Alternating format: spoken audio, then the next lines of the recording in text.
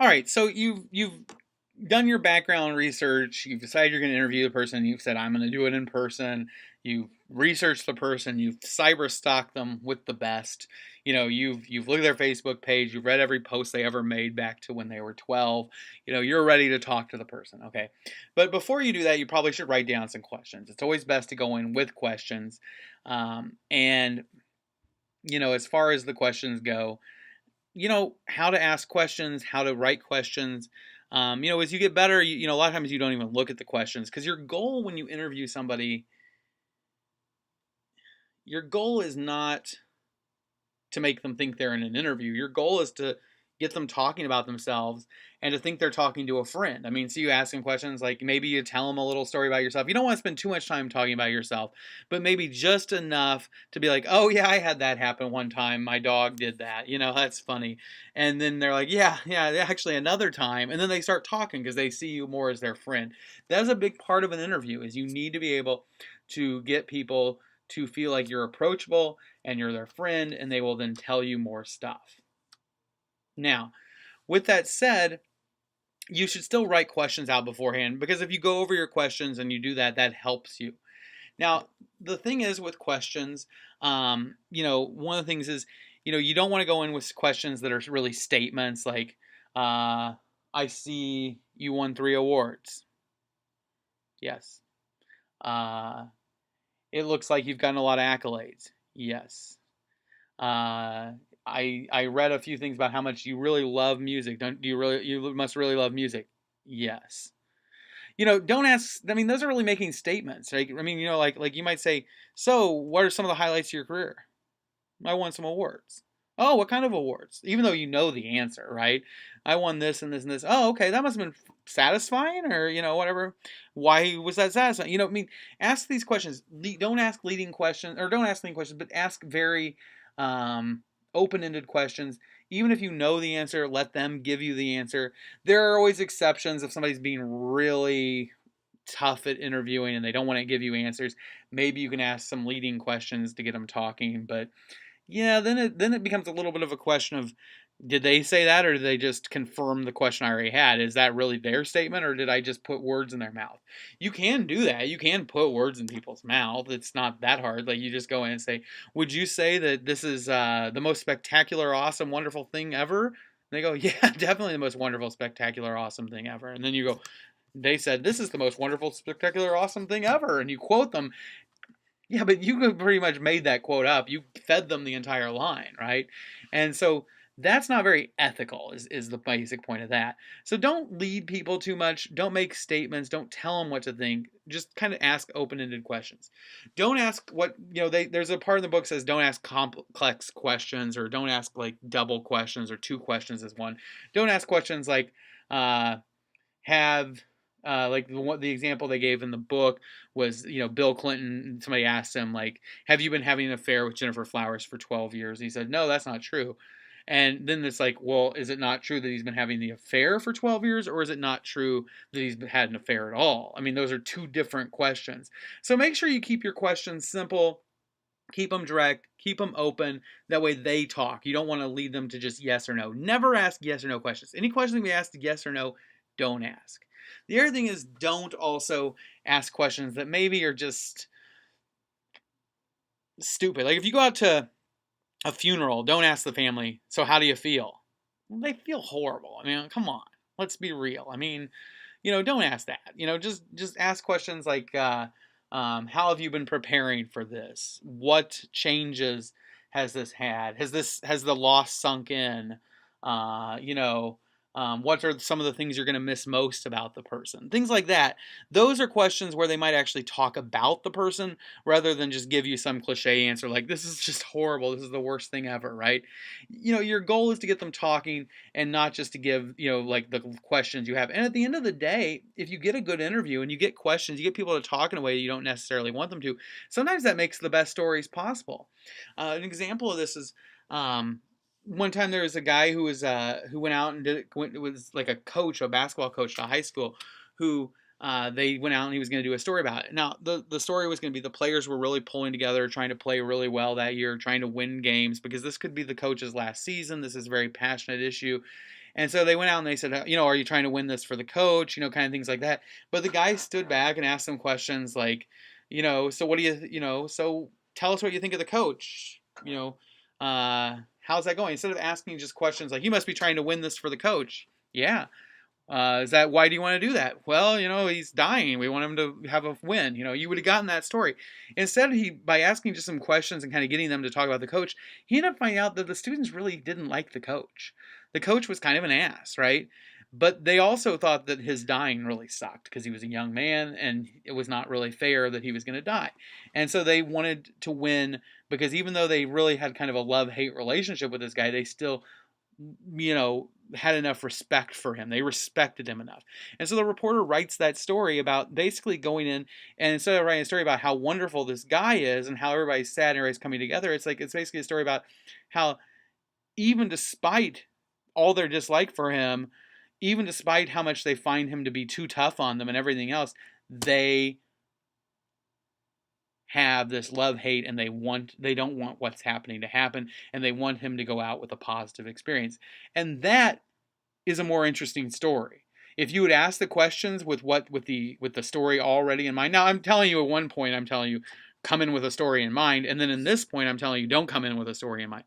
I'm saying don't come in maybe with an idea about what a story might be so that you can ask questions, but then ask the questions to let the people tell the story. Because that's all your job is to let the people tell you their story, and then you tell it to others. One of the other pieces of advice is avoid showing any bias or using terms that might be don't come in and say, if you have a question, try to avoid any bias or terms that might suggest bias. You don't want to come in and go, so, I'll give you my own personal story about this. I mean, you want to not antagonize people. If you have to ask a tough question, sometimes there's a couple of things about asking tough questions. Always save tough questions for the end of the interview.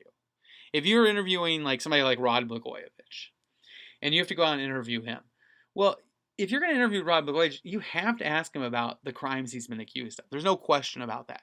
If you go out and interview, and you have to do a profile on, O.J. Simpson or, somebody who, Martha Stewart or something, well, you probably need to talk about the fact that they, face some criminal issues, right? That wouldn't be a really fair or complete profile or a complete article about the person, a complete biography, if you don't, in fact, ask them the questions about those types of things. And so sometimes reporters, what you usually do is you save those to the end, because sometimes when people get asked questions they don't want to answer, you don't want to go in and lead with that. Because you might think, well, let me get this question out of the way because I have to ask it. That's the question I really want to answer. But the problem is your goal is to build rapport with the person and then get them to answer it, right? Now, the other thing is if the interview goes really well and you get lots of information, you get question 1, question 2, question 3, and you have a great interview for 45 minutes, then you ask them the tough questions and they go, I don't want to answer that, I'm out of here, and they walk out. You still got 45 minutes worth of material, and you can just say they wouldn't answer those questions or they refuse to. Then you still got a story. If you ask those questions first, A, you didn't get a chance to build rapport. You didn't get a chance to grow their trust. You didn't get a chance to get them to answer it. And second of all, you didn't get the other 45 minutes worth of material you needed to write your story, so you don't have a story, right? Other than they didn't do the interview, and that's like a 2-paragraph story. So you want to do that. You want to go in and have the question. You want to ask the tough questions at the end. Sometimes it's best to ask tough questions if you're going to ask them to say, like somebody interviewed Bill Cosby shortly after some of the allegations began to come out against him, and the reporter said, now, I think it was Charlie Rose or something, and I think he said, now, I would be remiss in my job if I didn't ask you these questions. And at that point, Cosby was like, I'm not here to answer that, right? And he was like, yeah, I'm not going to answer it. And they basically said that, right? And so but that's a case where, because he had done the whole interview, he saved those questions at the end. He was able to answer those, still have a good interview, still have material, and he also asked in a way that, he'd built some rapport. And if the guy was going to answer it, if anybody was going to answer it, it would have been at that point. It wouldn't have been before that. It would have been at that point. And the other thing about avoiding things, always ask questions. Say, well, some people would say this. Some people would say that.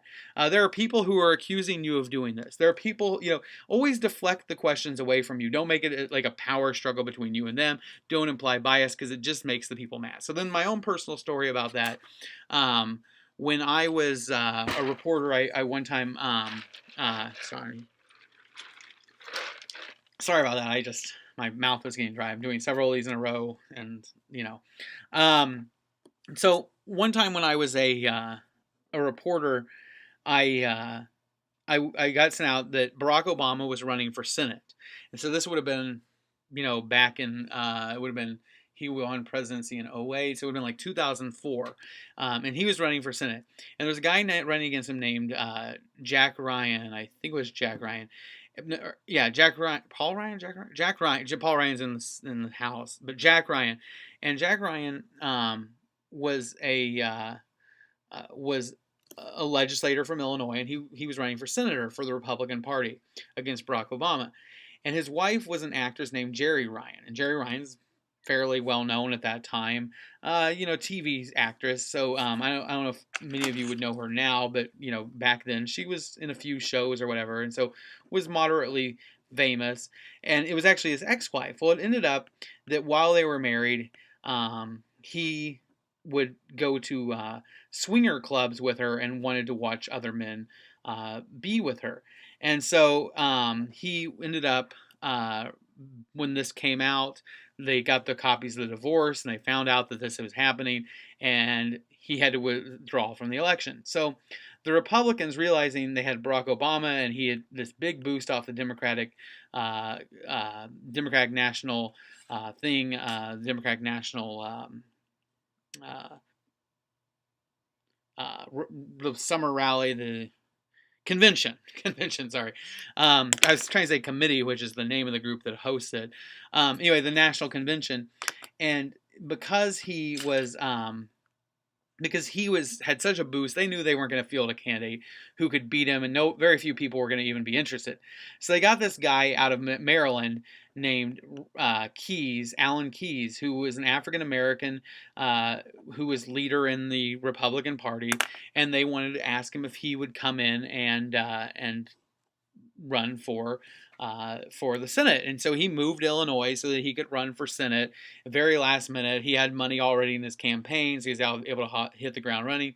He had considered running for president before. He had run for president before. He was considering again, and so this was a chance for him to do some fundraising, build some notoriety, and hopefully then be able to boost his presidential bid in the next 4 years from then. And so he came in, and he was coming to Peoria, and Peoria is outside the Chicago area, is the largest metropolitan area in Illinois, with the exception of Chicago and like the East St. Louis Metro East area. And so Peoria is a fairly large area. The area as a whole, if you include Bloomington Normal in it, is well over 500,000 people. If you don't include, it's like 300,000 just within 30 or 40 miles. If you extend it out to about 50 miles, it's a good solid 500,000. And so I went to this rally, and ends up, it wasn't really a press conference as it was billed as kind of a rally, and it was a small room, like smaller than a classroom. It was like an office for the Republican Party.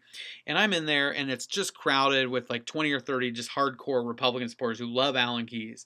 And I had thought, well, I'm going to ask a question, because he had spent most of the campaign so far in Iowa and other places trying to do fundraisers, trying to boost his national profile, and he'd kind of put off any real thing.